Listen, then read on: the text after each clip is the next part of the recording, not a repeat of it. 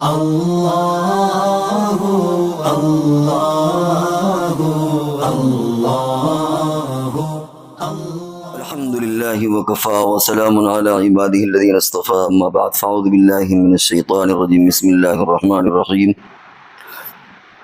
يا ايها الذين امنوا قوا انفسكم واهليكم نارا۔ اس آیت میں اللہ تبارک و تعالی نے یہ ہدایت دی ہے کہ اے ایمان والو، قوا انفسکم، اپنے آپ کو اور اپنے گھر والوں کو، جس میں بیوی بھی شامل ہے، بچے بھی شامل ہیں، ان کو جہنم کی آگ سے بچاؤ، یعنی ان کی بہتر طور پر تربیت کرو۔ انسان تربیت کا مکلف ہے کہ وہ اپنے حد تک اپنی طاقت بھر اپنے بچوں کی تربیت کرے۔ وہ پھر اگر پوری جدوجہد کے بعد بھی وہ بگڑ جائے تو اس میں اس کا کوئی قصور نہیں ہے، لیکن یہاں کسی کو یہ غلط فہمی نہ ہو کہ حضرت نوح علیہ السلام کا بیٹا کنعان وہ تو نافرمان تھا، بلکہ ایمان بھی نہیں لایا، کافر رہا، حالانکہ حضرت نوح علیہ السلام نے پوری تربیت کی۔ یہ تو سوال ہی نہیں پیدا ہوتا کہ تعلیم و تربیت میں ادنا بھی کمی رہ گئی ہو۔ اسی طرح نوح علیہ السلام کی بیوی بھی کافر تھی، لوط علیہ السلام کی بیوی بھی کافر۔ تو ظاہر ہے کہ یہ شبہ کیا ہی نہیں جا سکتا ہے کہ نبی کے تعلق سے کہ انہوں نے تعلیم و تربیت میں کوئی کسر یا کوئی کمی رکھی ہوگی۔ اس کے باوجود ہدایت مقدر نہیں تھی، اصلاح نہیں ہوئی، تو کوئی ہم میں اور آپ میں یہ خیال نہ کر لے کہ صاحب اگر ہم اپنے بچوں کی تربیت کر رہے ہیں اور ان کے اندر اصلاح نہیں ہو رہی تو پھر تو نبی کی اولاد اگر بگڑ سکتی ہے تو پھر ہم۔ یہاں پر یہ توازن کرنے سے پہلے اپنی حیثیت اور اپنی جدوجہد کو بھی سامنے رکھنا چاہیے۔ اس بات کا امکان ہے کہ آدمی کوشش کرے اور بچے بگڑ جائیں، لیکن واقعتاً کیا جتنی کوشش کرنا چاہیے اس نے کی یا نہیں کی، یہ سوال اہم ہے۔ تو اس طرح کے واقعات سے ممکن ہے کوئی آدمی اپنے آپ کو جسٹیفائی کر لے کہ صاحب ہم نے تو اپنی ساری جدوجہد کر لی، لیکن کیا ہم واقعی اللہ کے ہاں میدان محشر میں جواب دینے کی پوزیشن پر ہوں گے یا نہیں، یہ اس کا اپنا فیصلہ ہے۔ تو امکان تو بلا شبہ اس بات کا ہے کہ آدمی اپنی صلاحیت پوری کی پوری صرف کر دے پھر بھی بچے کی اصلاح نہ ہو سکے، بات ممکن ہے، لیکن ہم کر رہے ہیں یا نہیں، یہ بڑا اہم مسئلہ ہے۔ تو خلاصہ اس کا یہ ہے کہ ہم اپنے طور پر اپنی پوری جدوجہد کریں بچوں کی اصلاح کے لیے، پھر وہ اگر تقدیر سے کسی وجہ سے ان کے اندر اصلاح نہیں ہوتی تو پھر اللہ تعالیٰ بھی ہمیں میدان محشر میں معاف کر دیں گے، لیکن اگر ہمارے اندر کمی اور کوتاہی رہ گئی تو پھر ہم پکڑے جائیں گے۔ تو یہ جو نوح علیہ السلام والا واقعہ بیچ میں آیا، اس میں کوئی آدمی اپنے آپ کے بارے میں یہ کہیں انہیں پر قیاس نہ کرنے لگے۔ قیاس کرنے کے لیے بھی اپنی پوزیشن، اپنی حیثیت کو بھی دیکھنے کی ضرورت ہے۔ تو بہرحال بچوں کی تربیت اس وقت کا سب سے بڑا چیلنج ہے۔ شاید جب سے دنیا بنی ہے اتنی جدوجہد، اتنی مشکلات کبھی نہ آئی ہوں جتنی اس وقت بچوں کی اصلاح کے تعلق سے پریشانیاں درپیش ہیں۔ اور اس کی وجوہات عام سی بات ہے کہ سماج ہے، ماحول ہے، اور سب سے بڑھ کر کے یہ کہ موبائل کا فتنہ ہے۔ تو حالات تو بڑے سنگین ہیں، لیکن بہرحال ہمیں جو کام اللہ کی طرف سے دیا گیا ہے، جو ذمہ داری دی گئی ہے، ان ذمہ داریوں کو نبھانا بھی ہماری اپنی ذمہ داری ہے۔ تو پہلا کام یہ ہے کہ بچوں کو فتنوں سے بچانا۔ فتنہ، خامیاں، غلطیاں صرف ایسا نہیں کہ گلیوں میں ہی فتنے ہوں، جھگڑے ہوں، فتنے ہوں، ماحول میں ہوں، بلکہ کبھی کبھی خود ہمارے گھروں میں یہ چیز موجود ہوتی ہے۔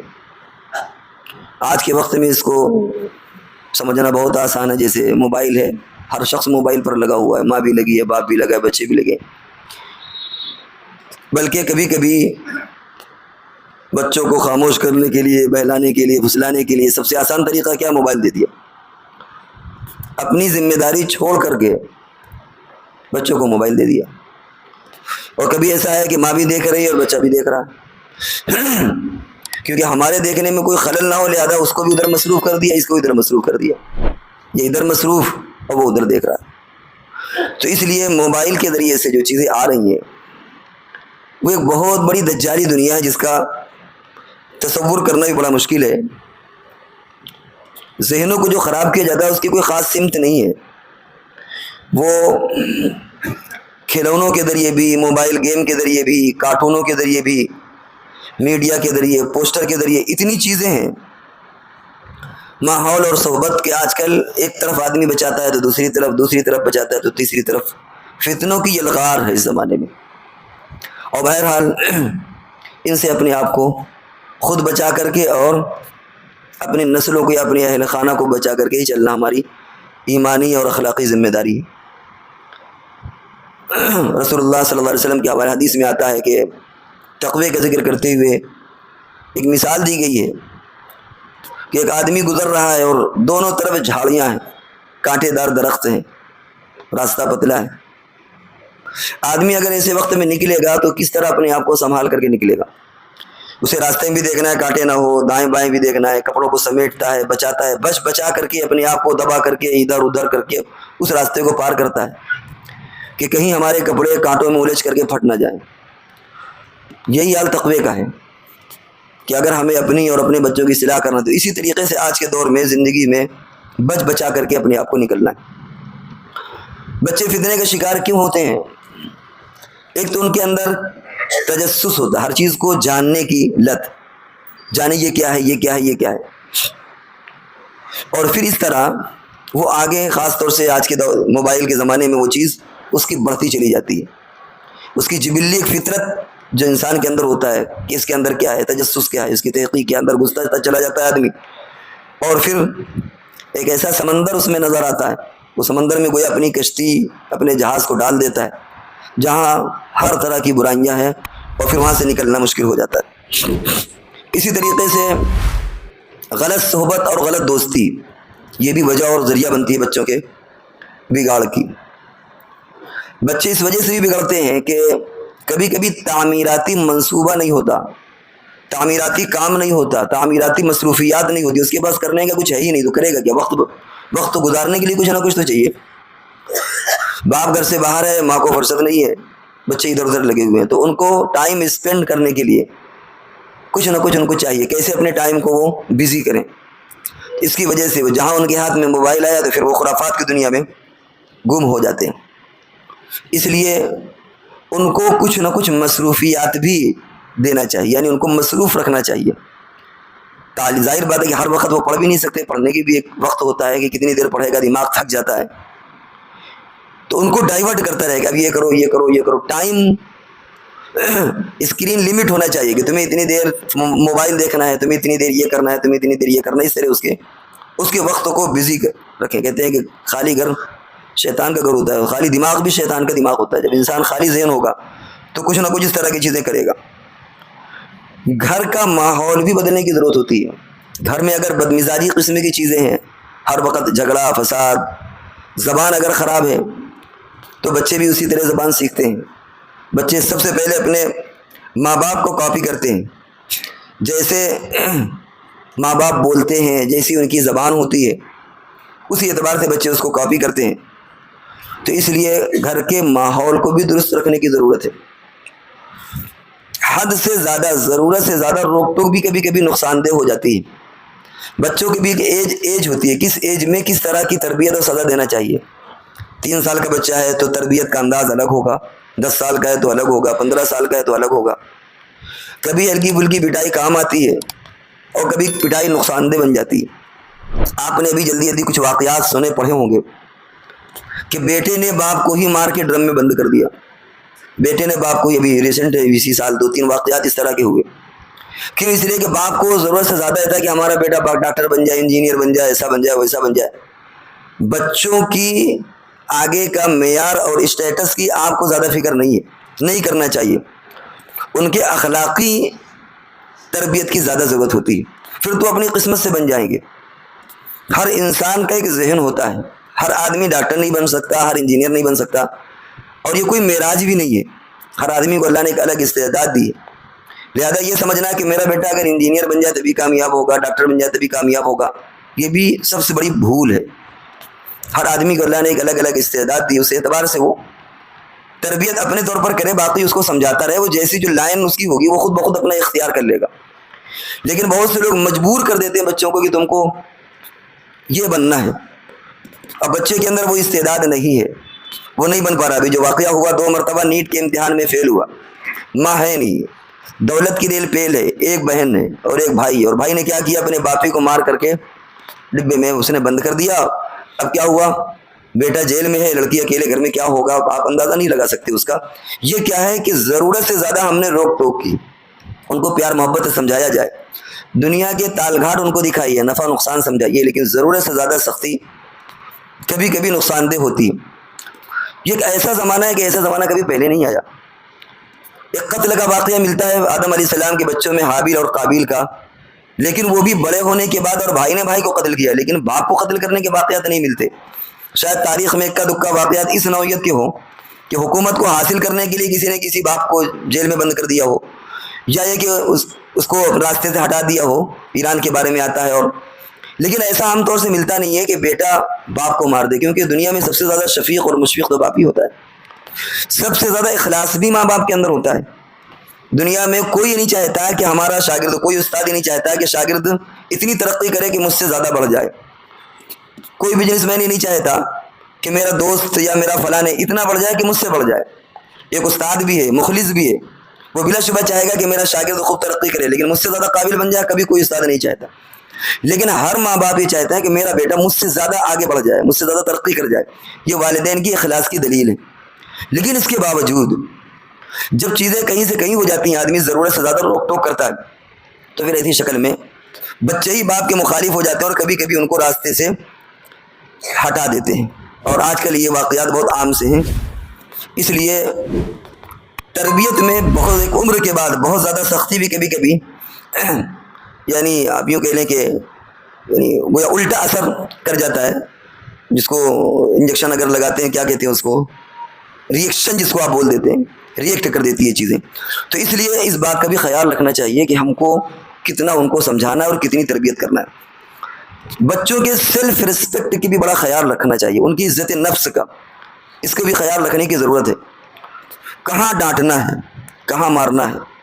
آپ نے اگر کسی ان کے دوستوں کے سامنے ان کو بے عزت کر دیا تو آپ کو کبھی معاف نہیں کریں گے. ہو سکتا ہے بڑھاپے میں آپ سے بدلہ لیں. آپ نے اس اسکول میں جا کر کے ان کو ذلیل کر دیا, ان کی میم بھی سامنے ہے اور بچے بھی, آپ نے ان کو ذلیل کر دیا, تو وہ خون کا گھوٹ پی کر کے رہ جاتا, کر کچھ نہیں سکتا. لیکن ہو سکتا ہے کہ بڑھاپے میں آپ سے اس کا بدلہ لے کے آپ نے. تو سیلف ریسپیکٹ جو انسان کی ہر ایک کی ہوتی ہے, اس کی عزت نفس کا بھی خیال رکھنے کی ضرورت ہے. وہ جو بات کہی گئی تھی کہ ہم بچے کی صرف تربیت کے یعنی ہم مکلف ہیں, اس کو ترقی والا بنا دینا یہ ہمارے بس میں نہیں ہے. چاہ کر کے بھی آپ کچھ نہیں کر سکتے, آپ صرف جدوجہد کر سکتے ہیں, بس اتنا ہی کریے. اس سے زیادہ ہے کہ ہم اس کو اس معراج پر دیکھ لیں, اس چوٹی پر دیکھ لیں, یہ آپ کے بس میں نہیں ہے. اللہ کی مرضی جیسا ہوگا.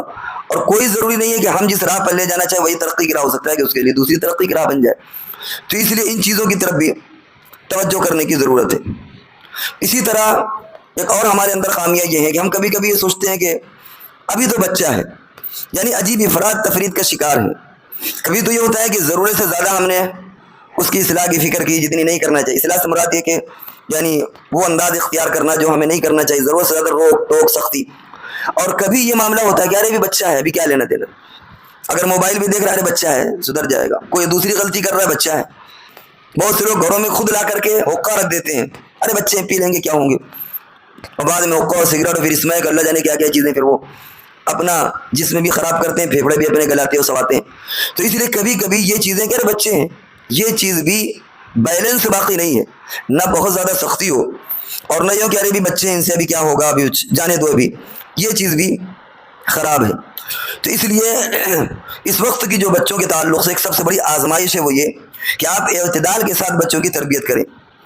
اسی طرح کبھی کبھی ہم کو دوسرے لوگوں کے ذریعے معلوم ہوتا ہے کمیاں, ہم وہاں پر اپنے بچوں کا ڈیفینڈ کرتے ہیں، نہیں صاحب ہمارے بچے ایسے نہیں ہیں، اسے سننا چاہیے، اگر صحیح ہے تو توجہ دینا چاہیے، غلط ہے تو اسے معاف کرنا چاہیے، کیونکہ جس کہنے والے نے بھی آپ کو کہا اس کو کوئی دشمنی نہیں ہے، وہ آپ کی خیرخواہی چاہتا ہے۔ اسی لیے آج کل لوگوں نے کہنا منع کر دیا، اگر کوئی کسی کے بچے کو غلط کام کرتے دیکھتا تو آدمی روکتا نہیں، کیونکہ وہ سوچتا ہے کہ اگر جائیں گے کہنے تو ہمارے اوپر گرم ہو جائیں گے، صاحب آپ کو کیا پڑی ہوئی ہے بھائی، ہماری اولاد ہے، آپ کا یہی تاکتے رہتے ہیں، دیکھتے رہتے ہیں، اور ٹھیک ہے آپ جائیے، تو آدمی ہمت نہیں کر پاتا۔ پہلے زمانے میں تو یہ ہوتا تھا کہ ایک لوگ پٹائی کر دیتے تھے دوسرے بچوں کی، آج آدمی اپنے سگے بھتیجے کو ہاتھ لگانے میں ڈرتا ہے کہ کہیں جھگڑے نہ ہو جائے کہ صاحب آپ کون ہوتے ہیں مارنے والے، آپ کا کہتا ہے، آپ کا پیتا ہے، یہ ایک فرق ہو گیا۔ تو اس لیے اگر کوئی تیسرا آدمی یہ کہہ رہا ہے کہ بھائی آپ کے بچے میں یہ خمی، آپ یہ دیکھو کہ اسے کیا دشمنی ہے، ظاہر ہے کہ وہ خیر خواہی میں کرو، اس کا شکریہ ادا کرو، آپ تحقیق کریں، صحیح ہے تو بہت اچھی بات ہے، اگر غلط ہے تو اس کو تانا دینے کی ضرورت نہیں ہے کہ صاحب آئے تھے آپ کرنا، ایسا تو کچھ نہیں ہے، کیونکہ آپ یہ دیکھیں کہ جس آدمی نے آپ سے کہا ہے اس کی نیت کیا ہے، واقعی اصلاح ہے یا آپ کو تکلیف دینا ہے یا کچھ اور ہے۔ عام طور سے اگر آپ گہرائی میں جائیں گے تو سوائے اصلاح کی اور کوئی چیز نظر نہیں آئے گی۔ تو کوئی اگر تیسرا آدمی ٹوکے تو اس کا بھی شکریہ ادا کرنا چاہیے، کیا اچھا ہوا آپ نے ہم کو بتا دیا، ہم انشاءاللہ توجہ دیں گے، فکر کریں گے، نہیں کہ آپ اس پر غصہ ہو جائیں۔ اس کے بچوں کے لیے خود بھی اپنے آپ کو بہتر بننے کی ضرورت ہے۔ آپ اگر نمازی ہوں گے بچہ نمازی ہوگا، آپ نماز چھوڑیں گے بچے بھی نماز چھوڑیں گے، آپ کی زبان جیسی ہوگی بچے بھی اسی طریقے سے۔ اپنی بھی اصلاح کی ضرورت ہے۔ کہتے ہیں بچوں کی اصلاح کے دو قلعے ہیں، ایک گھر ہے اور ایک ان کا ماحول ہے۔ تو گھر میں اگر صحیح انداز میں آپ ان کی حفاظت کریں گے تو وہ صحیح ہوں گے، اور اگر آپ نے اسی طرح ماحول کی بھی فکر کریں، صحبت کی بھی فکر کریں، اور فکر نہیں کریں گے تو بچے اور زیادہ بگڑیں گے۔ اسی طرح آج کے بچے سوالات بھی کرتے ہیں، ان کو مطمئن کرنا بھی آپ کی ذمہ داری ہے۔ اگر ان سوالات کے جوابات آپ کے پاس نہیں ہے تو آپ مسجد کے امام صاحب کے پاس، اور اگر وہ اس استعداد کے نہیں ہے تو اپنے جو مدرسے ہوں جہاں اہل علم ہوں، باصلاحیت علماء ہوں، ان کے پاس لے جا کر کے اگر دینی یا اس طرح کے کچھ سوالات کریں ان کے پاس آج لے جائیں آپ، اس لیے کہ اللہ جانے میڈیا میں اس نے کیا دیکھ لیا ہے، کیا سرچ کر لیا، کیا چیز اس کے سوال کے ذہن میں ہو، ان کو دباؤ کر کے ان کو خاموش مت کریے، ان کی زبان مت چپ کریے کہ نہیں یہ سوال ایسا ہے۔ اس سے کیا ہوتا ہے، ان کے اندر یعنی احساس کمتری بھی پیدا ہوتی ہے، وہ شکوک و شبہات کا شکار ہوتے ہیں کہ بتائیے ایسا پتہ نہیں کیا ہے کیا نہیں۔ وہ سوالات مذہب کے تعلق سے بھی ہو سکتے ہیں، وہ سوالات دوسرے اعتبار سے بھی ہو سکتے ہیں، تو ان کو مطمئن کرنا یہ آپ کی ذمہ داری ہے۔ اسی طرح گھر کو صاف رکھنے کی بھی ضرورت ہے، ہر جگہ کباڑ پڑا ہوا ہے، ہر جگہ دیکھیے ادھر ادھر بچوں کا ذہن یکسو نہیں ہو پاتا، سکون کی جگہ ہو، گھر کو صاف ستھرا رکھنے کی ضرورت ہے۔ اسی طرح بچوں کو احتساب کرنا سکھائے، احتساب سے مراد ہے کہ خود جس کو کہتے ہیں محاسبہ کرنا، شام کے وقت میں کہ صبح سے شام تک تم نے کیا اچھائیاں کی، کیا برائیاں کی، اگلے دن کا کیا منصوبہ ہے۔ تو احتساب کہتے ہیں دن بھر کا جائزہ، جیسے کاروبار مارچ کا مہینہ بھی گزرا تو پورے سال کا وہ نکالتا ہے نا کہ ہمارا محاسبہ کیا، کاروبار میں کتنا ہمارا گھاٹا ہوا، کتنا نقصان ہوا، کتنا اضافہ ہوا۔ اگر کوئی تاجر اپنا محاسبہ نہ کرے وہ کبھی کامیاب نہیں ہو سکتا۔ تو اسی طرح بچوں کو احتساب کرنا سکھائیں۔ اسی طرح بچوں کو ٹیم ورک سکھائیں۔ ٹیم ورک سے مراد ہے کہ مل کر کے کام کرو۔ اگر دو بیٹیاں ہیں تو ان کو سکھائیں چھوٹے سے ہی کہ بھائی تم ایسا ہو، آٹا گوندو، تم یہ کرو، تم یہ، ان کو تربیت کریں۔ ٹیم ورک میں مزہ آتا ہے۔ اگر کوئی بچی آپ کی بہت بڑی نہیں ہے، مان لیجیے 15 سال کی، اب اس سے کہو تم کو روٹی پکانا ہے، وہ لچ کر رہ جائے گی۔